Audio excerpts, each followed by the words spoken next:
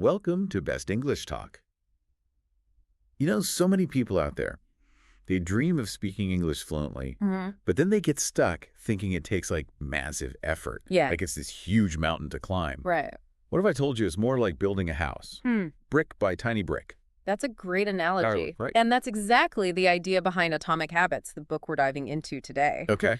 The author, James Clear, he argues that lasting change, whether it's, mastering a language or achieving any other goal, it doesn't come from these like massive overhauls. Right. It's about those small, consistent actions that compound over time. So instead of like cramming in hours of study every day, we should be focusing on building a system of small, manageable habits. That's it. That makes sense. It does. But how do we even begin to build this system for English learning? Well, Clear's own story is a powerful example. Okay. He had a serious injury back in high school. Oh, wow. And his recovery, it wasn't about some miracle cure or anything like that. Yeah. It was about these tiny habits, day after day, that eventually led him to, regain his strength and nobility. So he's not just preaching from some ivory tower. Right. He actually lived this philosophy. Exactly. And I think that's so important for us as English learners. Absolutely. It's about finding those tiny wins that keep us motivated and on track. I love that, yeah. And one of the most compelling ideas in the book is this thing he calls the 1% rule. Okay. Imagine getting 1% better at English every single day. Might not seem like much, right? Yeah. But over a year, that adds up to being almost 38 times better.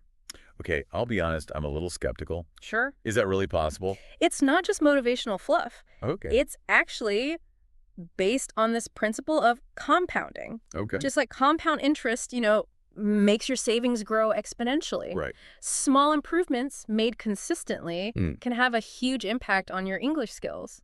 All right, you've convinced me small habits, big results. That's what we're talking about.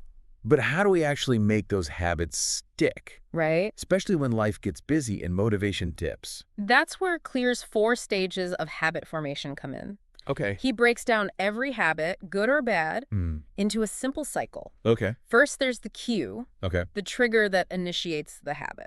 So for English learning, a cue could be something like seeing my English learning app icon on my phone. Absolutely. Or having my English flashcards just sitting there on my desk. Exactly. That visual reminder acts as a prompt to start the habit. Okay. Then comes the craving. Okay. The motivational force behind the habit. It's not actually the habit itself you crave, but the change in state it brings. So let's say I want to watch that new English movie that everyone's talking about. Yeah. My craving isn't to just stare at the screen. Right. It's the anticipation of enjoying the story, understanding the jokes, and feeling that sense of accomplishment. Exactly. I did it. You got it. I watched a whole movie in English. Precisely. And that craving that leads to the response, the actual habit itself. Right. You open the app, grab those flashcards, or press play on that movie. Okay. Finally, there's the reward. Okay. The satisfying feeling that makes you want to repeat the habit. And for language learning, that reward could be the pride of understanding native speakers. Yes. The joy of reading a whole book in English. Absolutely. Or simply the satisfaction of just completing a study session. Love it. It's like giving yourself a high five for making progress. I love that. Right. That sense of reward is what solidifies the habit loop. Exactly. Making you more likely to stick with it in the long run. That's the key. So now that we understand how habits work, let's dive into Clear's practical strategies. Let's do it. For making those English habits stick. All right. Starting with making them obvious. This sounds promising. It is. Tell me more about this make it obvious thing. Okay, so think about it. Okay. If you want to make English a natural part of your life, you need to make those cues impossible to ignore. Right. Clear gives this hilarious example from Schiphol Airport in Amsterdam. Okay. They wanted to reduce the, well, let's just say, spillage in the men's restrooms. Okay. So they placed fly stickers in the urinals. Wait, fly stickers in the urinals? Yep, you heard that right. Okay. And guess what? It worked. Wow. Men subconsciously aimed for the flies, reducing spillage by a significant amount. Interesting. It just goes to show how a simple visual cue can have a huge impact on behavior. I see your point. Right. So how do we apply this to English learning? Okay. Should I be sticking English words on my bathroom mirror? Well, you could, right, but maybe start with something a bit less unconventional. Right. Think about your daily routine. What are some places or times where you could incorporate a visual cue? Yeah, for your English habit. Okay. It could be leaving your English flashcards on your desk, Right? putting an English novel on your bedside table, Okay. or even changing your phone's wallpaper to an inspiring English quote. Those are some good ideas. Yeah. It's like creating these little nudges to remind myself to engage with the language. Exactly. So make it obvious, check. What's next on Clear's habit-building checklist? The second law is to make it attractive. Okay. We're naturally drawn to things we find enjoyable and rewarding. Well, that makes sense. Right. But English learning isn't always rainbows and butterflies. Sure. There's grammar to conquer, vocabulary to memorize. Yeah. And moments of frustration when you just can't seem to get it right. I've been there. How do we make that attractive? That's a great question, and it's where understanding our social nature comes into play. Okay. Clear gives this example of the Polgar sisters, Mm-hmm. these 3 Hungarian sisters who became chess prodigies. Wow. Their father, he created an environment. Where chess wasn't just a game, Yeah. it was a passion, like a family affair. They were surrounded by it. They celebrated each other's successes. Okay. And their talent was just nurtured and encouraged. So it's about finding a way to make English learning a positive and engaging experience rather than a chore. I love that. I like that. It should be fun. Yes. And one of the best ways to do that is to find your tribe, Okay. your community of fellow English learners. Right. Surround yourself with people who share your passion for the language, who celebrate your successes, Okay. and who motivate you to keep going when things get tough. That's such a powerful point. It is. It's so much easier to stay motivated when you have that supportive community cheering you on. Absolutely. And there are so many ways to connect with other learners these days. Oh, yeah. Whether it's online forums, language exchange apps, For sure. or even local meetups. There you go. Okay, so we've made it obvious. Okay. We've made it attractive. It's attractive. What's the next step? The third law is all about making it easy. We're all busy. Yeah. And sometimes even finding a few minutes for English practice can feel overwhelming. That's so true. Right. I know. I've definitely fallen into that trap of thinking like, Yeah. I don't have a whole hour to study, so why even bother? I know that feeling. Right. And that's precisely the thinking Clear wants us to challenge. Okay. He introduces this brilliant concept called the 2-minute rule. All right. The idea is to break down any task, Mm-hmm. even something as seemingly daunting as learning English, Right. into a 2-minute version. So instead of trying to read an entire English novel, Right. I could just commit to reading 1 page. Exactly. Or instead of trying to have a full-blown conversation in English, Yeah. I could simply practice introducing myself Right. or asking a few basic questions. There you go. The key is to lower the barrier to entry, to make starting the habit so easy that you can't say no. Okay, I'm starting to see the light here. Good. It's about removing those mental roadblocks Yes. and replacing them with tiny, manageable actions. Love it. But how do we go from those 2-minute habits Right. to actually mastering the language? Right. I mean, 2 minutes a day isn't going to make me fluent, right? You're absolutely right. The 2-minute rule is just the starting point. Okay. It's about building momentum, Okay. creating a sense of consistency. Once you've established that foundation, then you can gradually increase the duration and complexity of your English practice. You start small, Yes. build consistency, Consistency. and then gradually ramp things up. Exactly. That sounds like a plan I can actually stick to. I think so, too. But what about those days when motivation is nowhere to be found? Yeah, Those days when even 2 minutes feels like too much. I hear you. What do we do then? Well, that brings us to Clear's fourth and final law of habit formation. Okay. Make it satisfying. The reward. Yes. We all love a good reward, right? But how do we find that sense of satisfaction Yeah. in something as challenging as language learning? Right. Especially when we're just starting out and progress can feel so slow. Absolutely. How do we make it feel rewarding?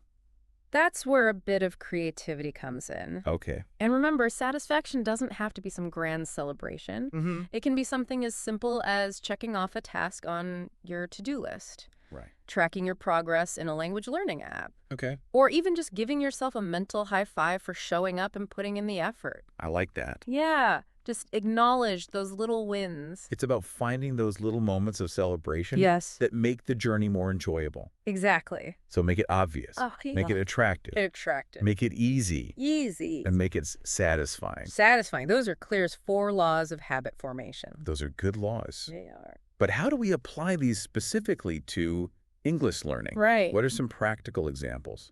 Well, let's start by thinking about your English learning goals. Okay. What are you hoping to achieve? Hmm. Do you want to improve your speaking, your listening, your reading, or your writing? Okay. Or maybe a combination of all of them? That's a good question. Yeah.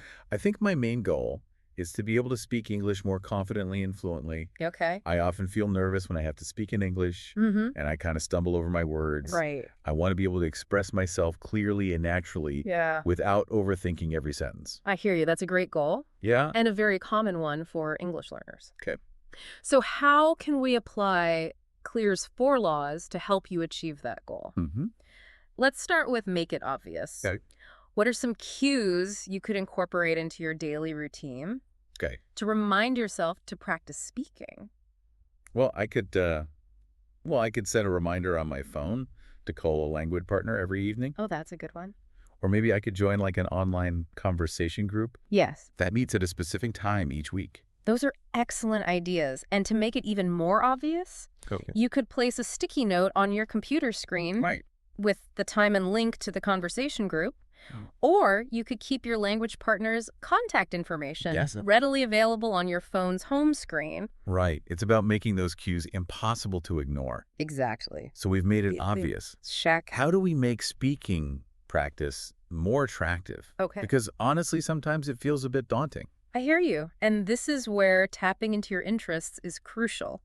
Okay. Do you enjoy watching movies or TV shows? Oh, absolutely. Okay. I'm a big fan of comedies and documentaries. Perfect. So instead of just passively watching you could make it a more active learning experience. Okay. Choose a show you love and watch it with English subtitles. Right. Pay attention to the pronunciation and try to repeat phrases or sentences that you find interesting. That's a great tip. I often like to put on English shows for background noise.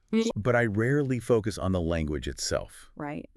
This way, I could kind of combine my love of movies with my desire to improve my speaking. Exactly. And remember that find your tribe element we discussed earlier. You could join an online community for fans of the show and discuss it in English. Yeah. Or you could find a language partner who shares your taste in movies and practice talking about them together. Okay. This is starting to feel more doable. Yeah. But what about making it easy? Oh, right. Sometimes even with the best intentions, life gets in the way. Right. And I struggle to find the time for consistent practice. This is where Clear's 2-minute rule can be a game changer. Okay. Remember, the goal is to make starting the habit so ridiculously easy that you can't say no. So instead of aiming for like a 30-minute conversation practice, commit to just 2 minutes. 2 minutes? Right? Yes, set a timer and just chat with your language partner about anything that comes to mind. Even if it's just small talk about the weather or your day. Right. The point is to get those vocal cords warmed up and build that consistency.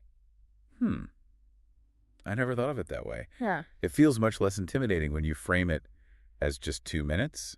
Right. But how do we go from 2 minutes to actual fluency? Remember, the 2-minute rule is just the entry point. Okay. Once you've established that daily habit, then you can gradually increase the duration and complexity of your practice. Okay. Maybe those 2-minute conversations turn into 5 minutes and 10 minutes and so on.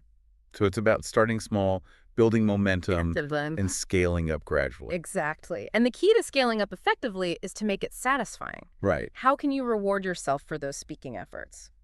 Well, I could treat myself to a favorite snack. Okay. After a particularly good conversation practice session. I like that. Or maybe I could watch an episode of my favorite English TV show. Guilt-free, knowing that I've put in the effort. Those are great ideas, and don't underestimate the power of simply acknowledging your progress. Okay. Maybe you keep a journal where you jot down your speaking wins, no matter how small they seem. Or maybe you share your achievements with your language partner or your online community. I love that it's about celebrating those milestones along the way and recognizing how far I've come. Exactly. Okay, so we've covered making speaking practice. Okay. Obvious, attractive, easy, and satisfying. We have. But what about other aspects of language learning? Like improving my vocabulary or grammar. Sure. Can these principles apply there as well? Absolutely. Let's say you want to expand your vocabulary. Okay. Think about your daily routine. Are there any moments where you could sneak in a bit of vocabulary practice? Well, I usually spend about 30 minutes on the bus every morning Okay. commuting to work. Maybe I could use that time to review flashcards or listen to a vocabulary building podcast. Perfect. And to make it even more obvious, Okay. you could keep your flashcards in your bag Right? or have the podcast downloaded and ready to go on your phone. Right. It's about setting myself up for success Exactly. and making the most of those little pockets of time throughout the day. That's it. But how can I make vocabulary practice more attractive? Okay. Let's be honest, staring at flashcards isn't always the most thrilling activity. That's where creativity and personalization come in. Okay. Instead of generic flashcard decks, you could create your own, using words and phrases that are relevant to your interests or goals. Okay. Maybe you're passionate about cooking. Yeah. So you create flashcards with English names of ingredients Right. and cooking techniques. Oh, I love that it's about making the learning process more meaningful and engaging. Exactly. And to make it even more fun, Okay. you could turn your vocabulary practice into a game.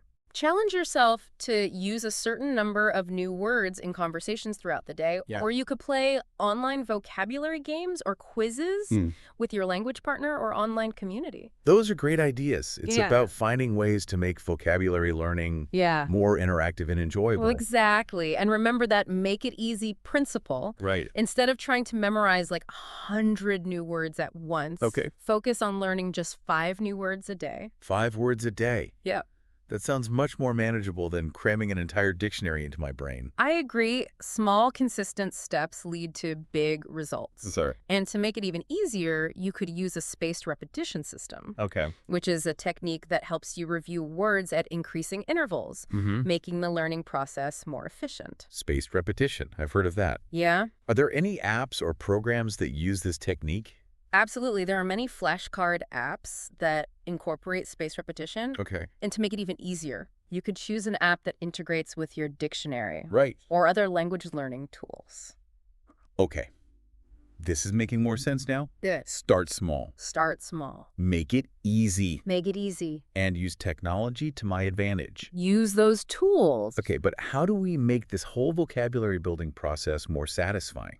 Okay, think about how you can reward yourself for those vocabulary wins. Right. Maybe you treat yourself to a coffee from your favorite English-speaking cafe Okay. after successfully using 5 new words in a conversation. I like that. Or maybe I could reward myself by buying that English novel I've been eyeing for weeks. Perfect. And don't forget the power of tracking your progress. Right. Maybe you keep a vocabulary journal Okay. where you write down the new words you've learned and how you've used them. Right. It's a tangible reminder of your accomplishments and a great way to stay motivated. Okay, so we've covered making vocabulary practice. Right. Obvious. Yes, Easy. and satisfying. Satisfying. But what about grammar? Okay. That's always been my Achilles heel when it comes to English learning. Grammar can definitely be a tricky beast to tame, It can. but Clee's principles can be just as effective for mastering those grammatical structures. Okay, good. Let's start with making grammar practice obvious. Yeah. Instead of trying to memorize all the rules at once, focus on one specific grammar point each week. Okay. That sounds like a reasonable approach. Yeah. But how do I make grammar practice more attractive? Right. I mean, it's not exactly the most exciting thing in the world. I hear you, but remember, we're aiming for progress, Yeah. not perfection. Okay. Instead of getting bogged down in complex grammatical explanations, Right. try finding engaging ways to practice. Okay. Maybe you watch a short English video lesson on the grammar point of the week, Right. and then try to identify examples of that grammar rule Okay. in real-life conversations or written materials. That sounds like a more interactive approach than just staring at textbooks. Exactly. And to make it even more enjoyable, Yeah. you could try creating your own sentences Right. or even short stories using the grammar rule you're learning. Okay. It's about turning grammar practice into a creative exercise. I never thought of it that way. Right. It's about finding ways to personalize the learning process Yes. and make it more meaningful to me. Precisely. And Yeah. remember that make it easy principle. Yeah. Instead of trying to master every nuance of a grammar rule all at once, break it down into smaller chunks. Okay. Focus on understanding the basic concept first, Right. and then gradually build upon that foundation. So instead of trying to learn all the tenses at once, Right. you've got to start with just the present simple, Yeah. then move on to the present continuous. Exactly. And to make it even easier, you could use visual aids or mnemonics to help you remember the rules. Visual aids and mnemonics, those are great ideas. Yeah. I'm a visual learner. So using images or memory tricks can definitely help me grasp those grammar concepts more effectively. For sure. But what about making grammar practice more satisfying? Okay. How can I reward myself for those grammar wins? Think about how you can celebrate your progress and acknowledge your efforts. Right. Maybe you treat yourself to a movie night. Okay. Or you watch an English film. Right. And pay attention to how the characters use the grammar rule you've been learning. Oh, that's a fun idea. I could even challenge myself to spot any grammatical errors in the movie. Exactly. It's about turning grammar practice into a more engaging and rewarding experience. I like it. Yeah. And don't forget the power of tracking your progress. Yeah. Maybe you keep a grammar journal. Right. Where you jot down the rules you've learned and create examples of how to use them correctly. I like that it's about creating a visual record of my achievements and seeing how far I've come. Exactly. Okay, so we've covered making grammar practice obvious, attractive, easy, easy, and satisfying. Satisfying. But what about listening comprehension? Okay. I often struggle to understand native speakers, especially when they speak quickly or use slang. Right. How can I apply these principles to improve my listening skills? Listening comprehension is a crucial aspect of fluency. It is. And Clear's principles can definitely help you improve in this area. Okay. Let's start with making listening practice obvious. All right. What are some ways you can integrate English listening into your daily routine? Well, I could start listening to English podcasts during my commute instead of music. Okay. Or maybe I could watch English news or documentaries in the evenings. Those are fantastic ideas, and to make it even more obvious, you could subscribe to a few English podcasts that align with your interests and download episodes in advance so they're readily available. Right. For documentaries or news, you could set a specific time each day to watch them, almost like scheduling an appointment with yourself for English practice. Right. It's about making those listening opportunities a regular part of my routine. Exactly. So we've made it obvious. Check. How can we make listening practice more attractive? Okay. Especially when it can be a bit challenging to stay focused and engaged. Again, it's all about tapping into your interests. Oh.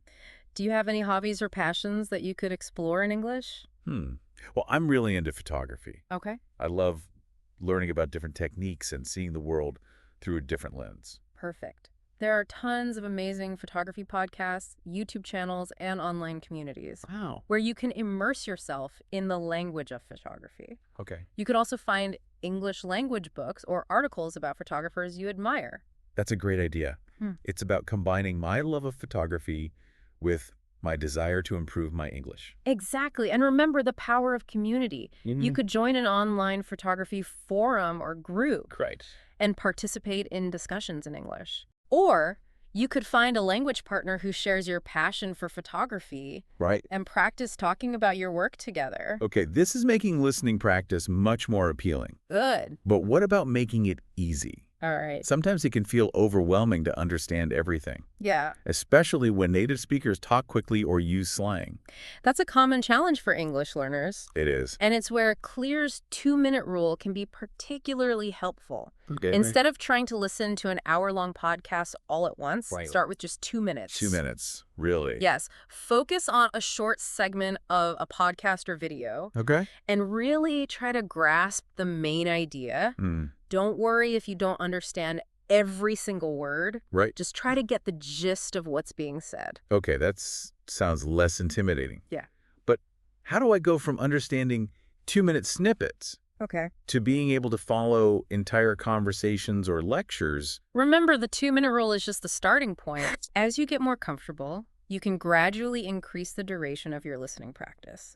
You could also start incorporating different types of listening materials, like watching movies with subtitles, listening to music with lyrics in front of you, or even listening to audiobooks. So it's about diversifying my listening input and gradually challenging myself. Exactly. And to make it even easier, you can adjust the playback speed on podcasts or videos to a pace that's comfortable for you. There are also many language learning apps apps that offer transcripts and interactive exercises to help you break down complex listening materials. Those are helpful tips. Yeah. It's about using technology to my advantage. Absolutely. And finding resources that support my learning style. I agree. But how do we make this whole listening practice more satisfying? Okay. Because, let's be honest, it can be a bit frustrating. Yeah. When you feel like you're not understanding much. That's where it's crucial to celebrate those listening wins. No matter how small they seem. Maybe you keep a listening journal where you jot down new words or phrases you've understood. Or you note down the main idea of a podcast you've listened to. It's about acknowledging your progress and recognizing how far you've come. I like that it's about shifting my focus from what I don't understand to what I do understand. Exactly. And remember the power of rewards. Maybe you treat yourself to a coffee from an English-speaking cafe after successfully understanding a podcast episode without needing to look up any words. I don't like that. Or maybe you reward yourself by watching a movie in English with subtitles. Knowing that you've been putting in the effort to improve your listening skills. Awesome. So we've covered a lot of ground today. We have. We've explored how James Clear's 4 laws of habit formation can be applied to all aspects of English learning. From speaking to listening to reading to writing. Exactly. It's about making those small, consistent efforts. Absolutely. That compound over time. That's the key. And ultimately lead to fluency. I agree. So if you're ready to transform your English learning journey, remember to make it obvious. Make it obvious. Make it attractive. Make it attractive. Make it easy. Make it easy. And make it satisfying. And make it satisfying. Those are the 4 keys to success. I love it. Thank you so much for joining us today. It was my pleasure. And thank you for listening to Best English Talk. Until next time, keep practicing and keep believing in your English fluency journey.